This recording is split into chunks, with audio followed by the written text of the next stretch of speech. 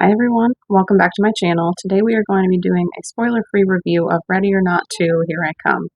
So I did not get to see the original in theaters. I think that I watched it on DVD for the first time not super long after it came out, but I thoroughly enjoyed that one. So I definitely wanted to check out this second one in theaters if I got the chance to. And so my mom and I went to see it on Friday of this week, and I think both of us just had a really good time and really enjoyed the film. So in this one, we do focus on the same main character from the original, Grace, who has really just gotten out of the situation from the original film right at the beginning of the second one. She has been taken off to the hospital after the events of the first film, and she's essentially almost in custody at that point as well, because there are obviously some dead bodies that were being uncovered after they put out the fire in the Ladomas mansion. And with Grace being the only one left alive, it's really her that has to answer to all of the stuff that went on there. And so she is kind of in this tough situation because she doesn't feel like anybody is really going to believe what story she has to tell, with it being such a strange idea of this family that had made a deal with the devil essentially. That way they could continue to be wealthy and powerful, and with them just all exploding when they didn't complete their goal of taking her out. That's just such a weird story, and I would totally understand where she's coming from on not thinking that anybody was going to believe her. And it just so happens that she still had an emergency contact listed for her, and it is her estranged younger sister who ends up showing up because of that. And she kind of gets taken along for the ride. It becomes apparent very quickly that Grace is not out of the woods on this whole thing, because there are more of like a whole network of people that are very similar to the Ladomas family, and they are going to try to get Grace taken out because there are some things that are affected for them if they don't do so. So they do get abducted from the hospital, and then they get taken to the home and the workplace essentially of one of the families in that group. And that is where they will have to fight for their lives and try to hide as much as possible. But I think that this one is just exceptionally good. I think that it is better than the original for me personally. There are just a lot more things going on here. I think it's just so much more grand of a scale in the sequel, and I really do like that. I love the setting of this one. It is primarily at this hotel that is owned by one of the families that are in this network, and so I think it's just a really cool set piece. There are some different interesting scenes that we get because of the location, which I really like. And I don't want to get too much into that, so I don't spoil anything either. But there are just really cool scenes that we get in that hotel. And I like this one even more than the first because of the cast. I think that it is fantastic. There were definitely really good standout characters and like cast members in the first film, but I think that this one just goes above and beyond as far as that goes. And I really like the inclusion of Kathryn Newton in here. She is a decently big player in Supernatural, and she has been in so many different horror movies and stuff. So she has just always been really a mainstay for me. So I was really excited to see her in here.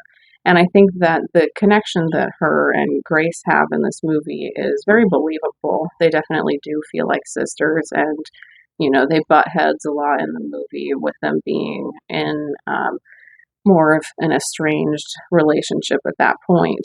But I think that just they played off of each other super well, and I really liked that. And as far as Grace goes, I think that she has really cemented herself as an awesome final girl for these movies in particular. I thought that she did fantastic in the first movie, and the scream that she does in there is just so iconic. It's probably one of the best, if not the best, horror movie scream that I've ever heard. And we got a lot of that in this film as well with her, which I really enjoyed. I think that she is just really awesome. And as far as like her iconic look goes, I really loved what they did in the first film, even just before all the crazy stuff goes down and she's just in her normal wedding attire and stuff. That was gorgeous and stuff, but I really like how it evolved over the course of that first film. And when she adds the Converse in there as well, and then just the dress continues to get more and more beat up and blood-stained throughout the course of the film. I really liked that look. But then in the sequel, there is, in my opinion, an even more iconic look that she gets toward the end of the film. And again, I'm not going to get into the reasoning that she is wearing that outfit or anything, just because it would go into spoiler territory for sure. But I really loved the look of that, and I think that you guys will too once you have seen that movie and seen what she looks like in there. It's just super cool.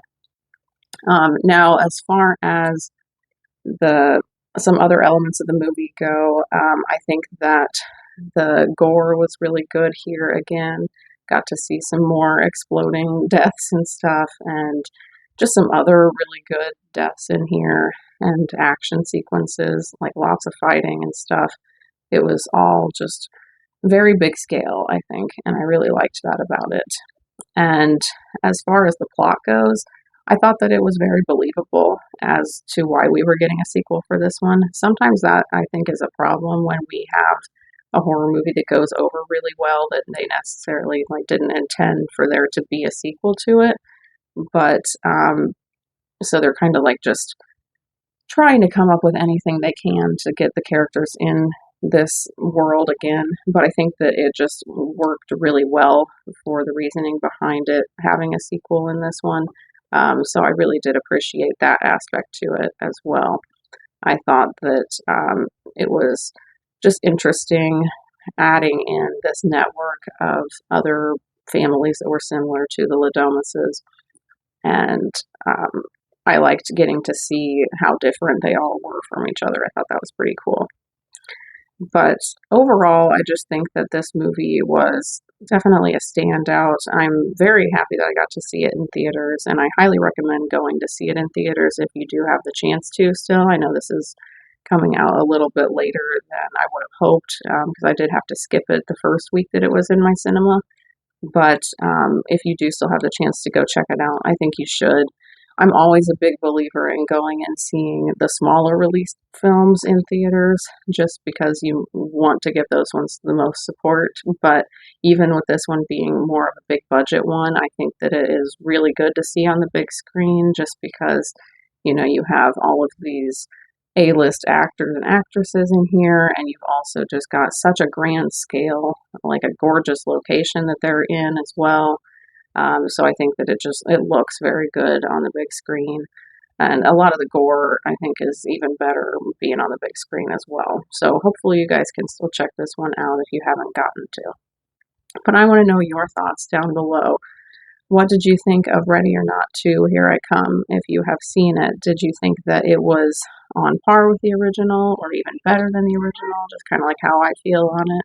Or did you think that it didn't quite stack up to the original? Let me know all of that down in the comments. If you enjoyed this video, please leave a like on it and consider subscribing if you haven't yet for more horror content. I do post 2 new videos each week. You can follow me on Instagram for updates on my channel as well as additional horror content. You can also follow me on Letterboxd to see what I have been watching lately and my brief thoughts on any of those films. If you would like either of those, they are linked in my channel description for easy access for you guys. I want to say thank you to everyone who has been supporting my channel so far. It doesn't go unnoticed. My name is Devin. This is Carpenter Hill. Thanks for watching.